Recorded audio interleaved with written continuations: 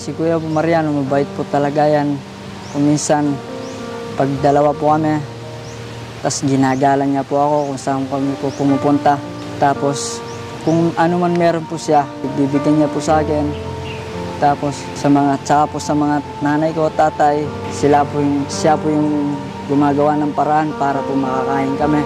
Kung minsan po, hindi po kami magkakaunawaan, may tampuhan po kami dalawa. Pero wala po sa amin yun. Naayos pa rin. Away lang po ng mga bata. Pero po ngayon, malaki na po kami. Dapat po magkasundo na kayo. Magkasundo po, tsaka po magmamahalan. Kasi po may pangarap po ako, tsaka po sa mga family ko, ganun po. Tsaka po sa amin ni Kuya. Gusto po na matutong umawak po ng camera.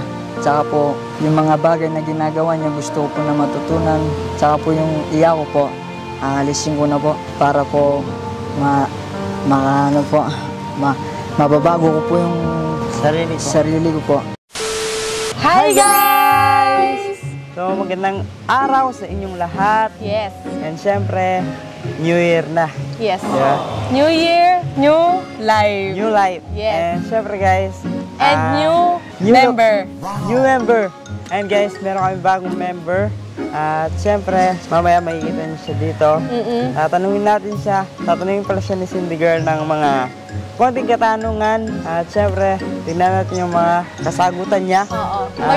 Magsasagawa tayo ng guys, ng isang interview para makilala nyo siya at maipakilala namin siya sa inyo. So, makikita nyo kung sino siya, makikilala nyo siya base sa mga gagawin at itatanong ko sa kanya. Yes. So, ready na ba kayo? Ready ka na ba?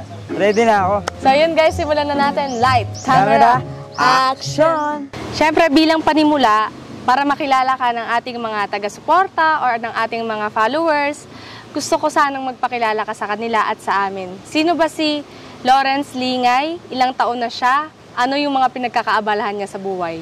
Ako nga po pala si Lawrence Lingay, kapatid ni Kuya Mariano G. Ang pinagkakaabalahan ko po sa Pampanga ay naghahanap po ako ng mga prutas sa Clark. Tapos binibenta namin po para may pang araw-araw po kami sa pangkain. Dati ba nung hindi pa nagbablog si Mariano G, kasama mo ba siyang namimitas ng mga prutas? Kasama mo ba siyang nagbebenta? Oo po. Minsan po, naggagala po kami sa Clark para magkuha po kami ng mga prutas, mga kaimito po, ganun, mangga, abogado, ititinda namin po. Minsan po, mga 5 supot po kami at tapos ibebenta namin po sa mga tao. Tapos pag nabenta po yun, tapos uwi na po kami para may pangkain na pambili ng bigas. Opo. Bukod sa mga prutas, ano pa yung mga pwede nyong ibenta o ano pa yung mga kinukuha nyo para maibenta sa ibang tao?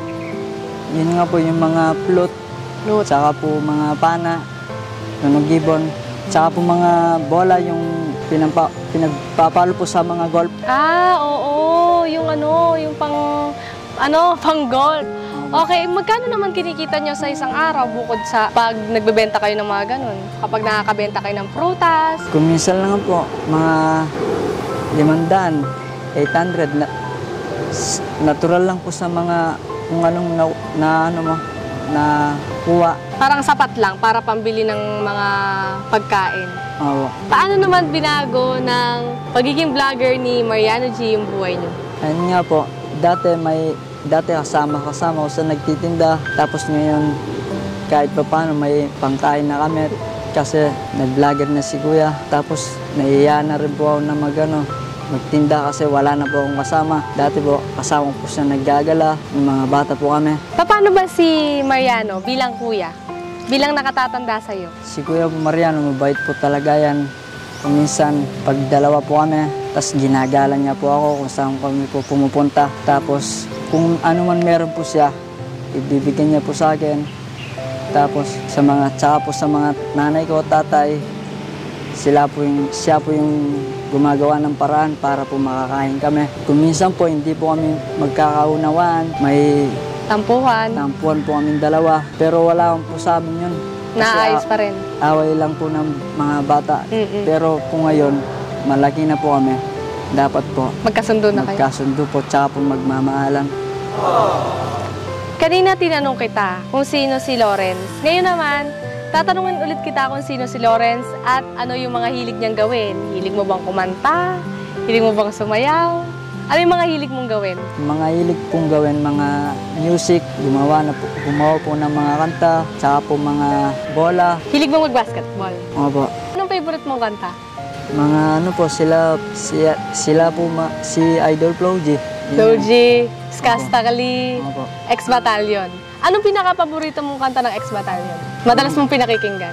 Yung pong ano, Sige, kantahin mo. Kung hindi mo natatandaan yung title, pwede mo kantahin, ano?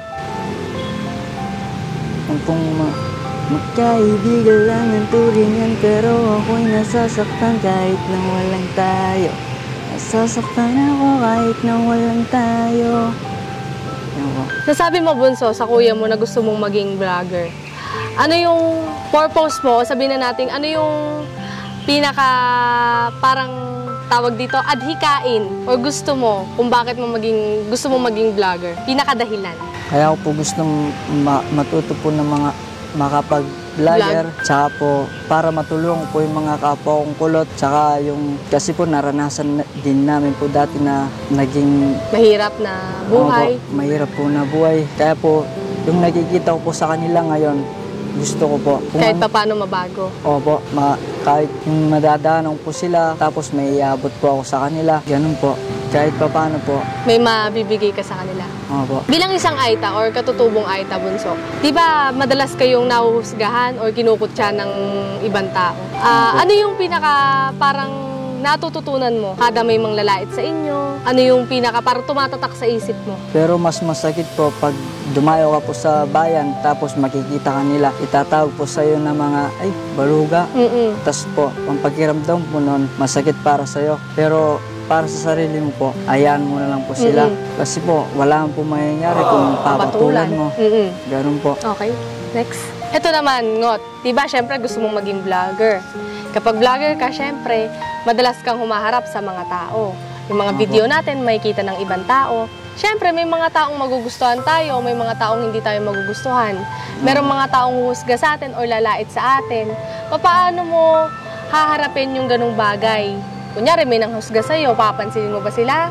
Hindi mo ba sila papansinin? O ipagtatagol mo yung sarili mo o pababayaan mo na lang? Anong gagawin mo sa mga taong huhusga sa'yo?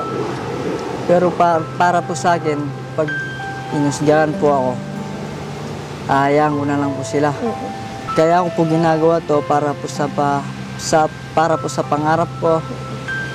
Tsaka po, hayaan ko na lang po sila. Basta ako po may pangarap po ako.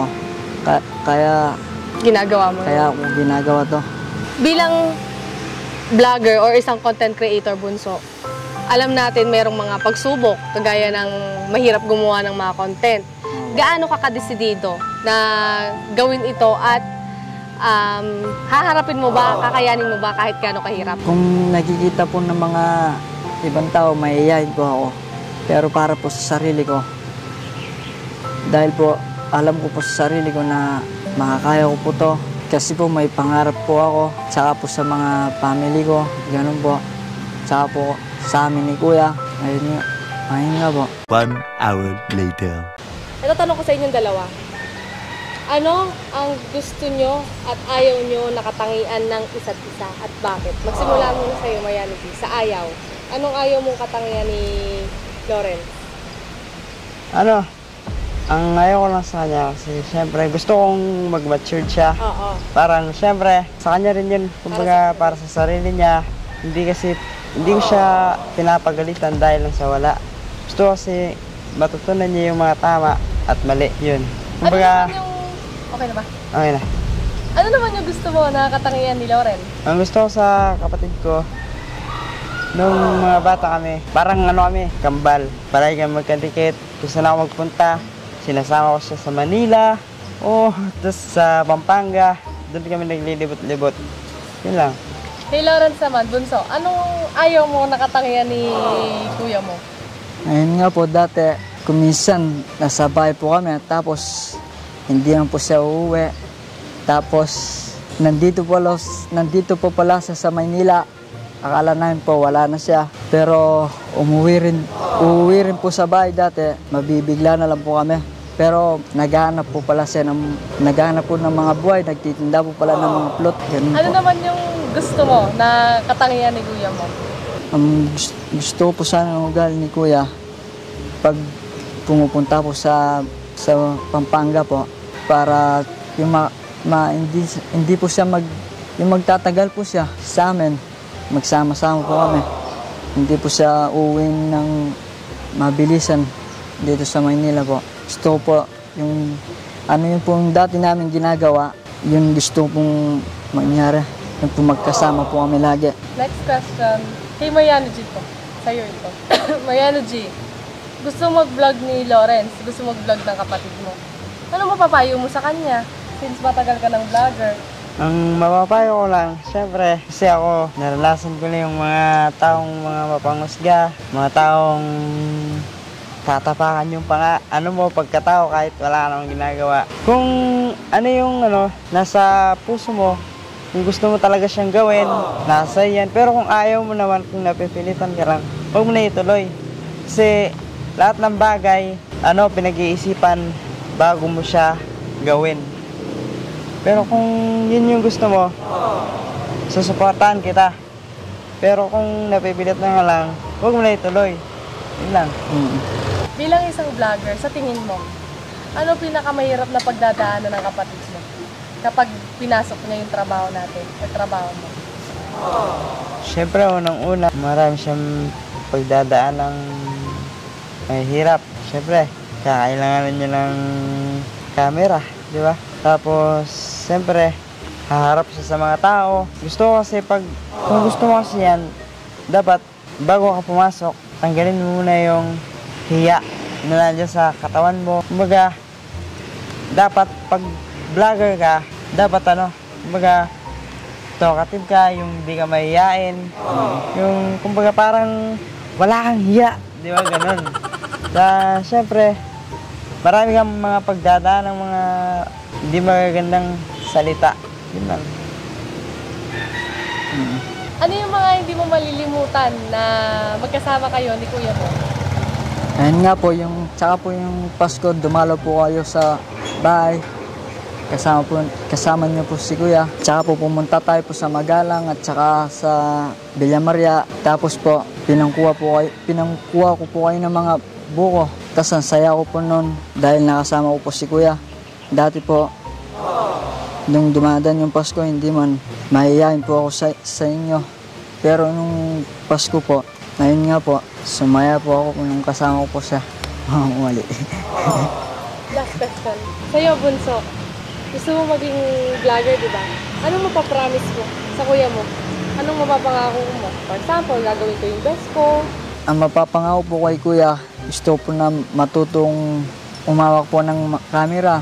Tsaka po, yung mga bagay na ginagawa niya, gusto ko po na matutunan. Tsaka po yung iya ko po, aalisin ko na po para po mababago ko po yung sarili ko po. Tanong ko sa'yo, ready ka ba? Kaya mo bang gawin yung mga ginagawa ko, yung inaalis ko yung hiya ko para magawa ko yung best ko, para magawa ko yung trabaho ko? Ready ka bang tanggalin kung ano nandiyan sa loob? Yung hiya mo, kaya mo bang tanggalin yun? Siyempre, kaya ko pong gawin yan. Yung mga ginagawa po. Pero sa akin po, handa ka ba na ituro sa akin lahat ng mga nalalaman mo? Do you want